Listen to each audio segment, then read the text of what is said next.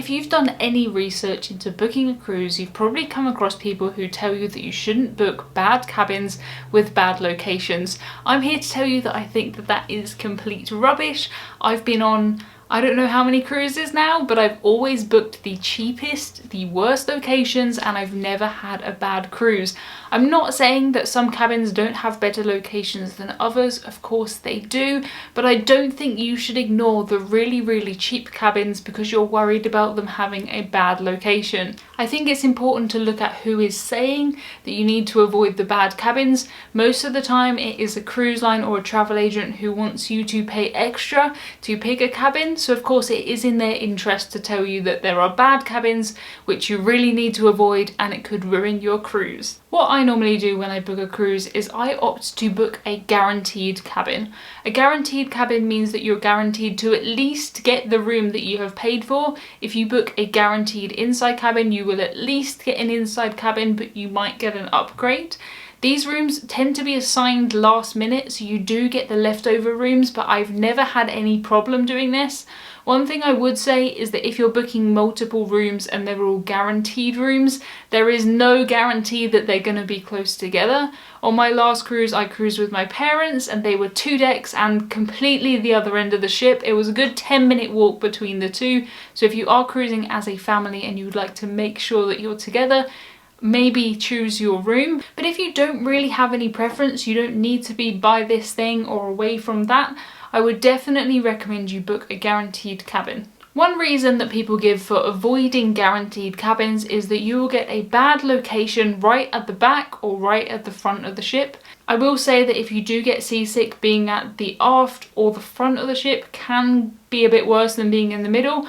I'm someone who gets really seasick, but to me, I value my money over my health most of the time, and I do end up with a cabin at the end of the ship. There's plenty of other ways you can deal with and prevent seasickness. I have a full video on that, which I will link to in the description. If you also think about it, where are all of the suites on cruise ships? The suites are always right at the back. I don't think that really they would put these massive suites where people have paid massive amounts of money in a bad location. Another thing that I see mentioned quite regularly is that you should never book a room with an obstructed view.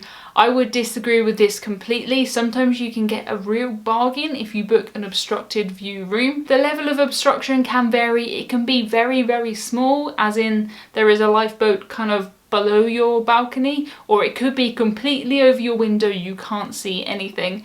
I would personally only book a obstructed view cabin if it wasn't much more expensive than the grade below. So if I was going to cruise in an inside cabin and there was a really cheap obstructed view window, I would go with that if it wasn't much more. You might not be able to see much, but you might get some daylight in there, which is nicer than being in an inside cabin. If you do care a lot, you can do your research and work out how obstructed the room is. I wouldn't pay as much for an obstructed balcony as I would for a regular balcony, but if it is a good deal, I definitely would suggest you do it. Just treat anything that you can see out of your window or balcony kind of as a perk. If you were planning on being inside anyway, an obstructed view is better than no view. Another cabin that people always tell you to avoid is the inside balconies. These are kind of a strange idea, so sometimes you'll have a balcony that looks into the atrium. One reason I see that you should definitely avoid these cabins is that you won't have any privacy. I'm not really sure what privacy people are expecting from a cabin that faces inside the ship. Again, I would book this cabin if it wasn't much more expensive than an inside. Sometimes it's just nice to sit and people watch, but I would view that more as an upgraded inside cabin rather than a downgraded balcony cabin. I think a lot of it is how you look at it and how much you're actually willing to pay. A lot of people say that you should avoid small cabins. They say that if you book a guaranteed cabin, you might get one which is particularly small. Generally speaking, all of the cabins are the same size and everything that is in them is pretty much the same. The cabins are all made off-site when you build a cruise ship. They're made in these little boxes. They're all exactly the same and they're just slid in where they need to go on the cruise ship. The chances of you actually having a smaller cabin, I guess, is quite small. And even if you did, I don't really think it is the square footage that makes an inside cabin feel bigger or smaller. To me, it's much more about how it's designed, what is in the room, how much storage space there is. So I definitely wouldn't worry about ending up with an extra small cabin. Even if there are some cabins on board which are slightly smaller, they're, you know, slightly smaller. If you're gonna save a lot of money, it can sometimes be loads of money that you can save by booking a guaranteed cabin. You can save hundreds of pounds, so I say go for it. When you do book a guaranteed cabin and you don't pick the location, you can end up right at one end of the ship. If you're someone like me, that does not matter at all. To be honest, I think it's quite a good thing that they put a bit of distance between me and the buffet, and having to walk up a few sets of stairs and then across the ship isn't really the end of the world. You can save hundreds by not choosing your cabin location, and you can spend that on a drinks package or excursions.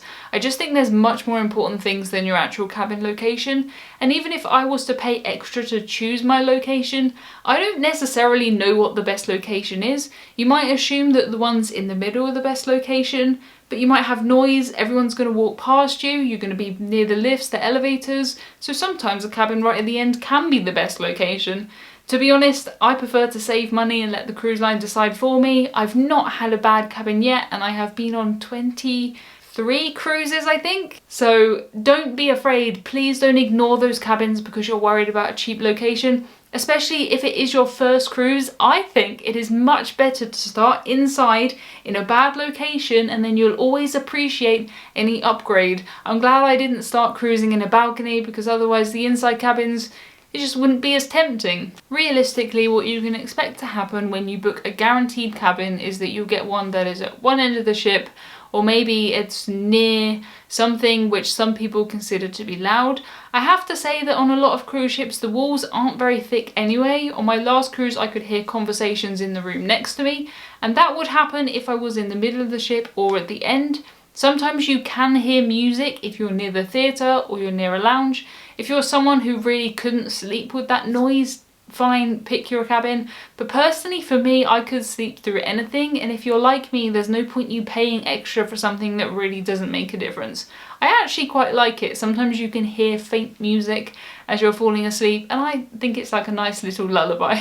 On some ships you will get a slightly odd layout. I know on P&O's Britannia there's actually some balcony rooms where the bed from the ceiling comes out above the balcony, which is a little bit strange. Having said that, I know a lot of people who really loved that room because it made it feel much bigger. It's kind of annoying if you want to go to your balcony and you've got to kind of, I guess, go underneath this bed. But it's kind of all swings and roundabouts. There's benefits and drawbacks to every kind of room, and I would just prefer to save myself some money and let the cruise line decide for me.